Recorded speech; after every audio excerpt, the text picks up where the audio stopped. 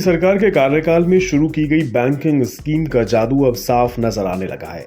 गरीब और समाज के निम्न तबके को वित्तीय मदद पहुंचाने की इन योजनाओं ने लोगों की कमाई, बचत और सामाजिक सुरक्षा में खासी बढ़ोतरी की है।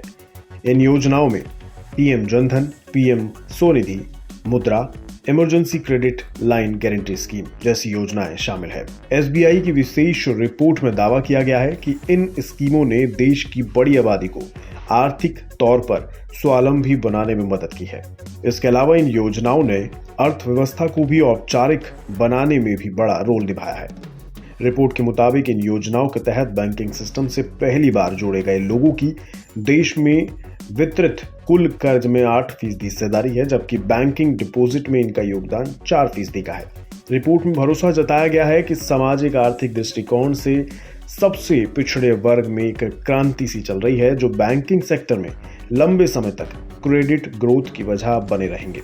रिपोर्ट में कहा गया है कि सरकारी स्कीमों के जरिए पहली बार जिन लोगों ने कर्ज लिया है वो अब दूसरी बार ले रहे हैं, और जिन लोगों ने 2 बार लिया है वो तीसरी बार ले रहे हैं। इसके अलावा इन स्कीम से जो भी रोजगार या उद्योग स्थापित किए गए हैं उनका भी विस्तार हो रहा है।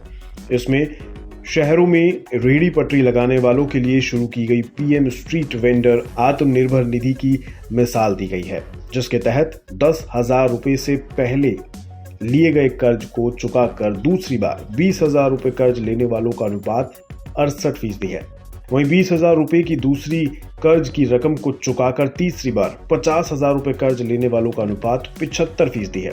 इसमें 46% महिलाएं हैं, जो कि बड़ी संख्या में गरीब महिलाओं को आर्थिक तौर पर आत्मनिर्भर बना रहे हैं।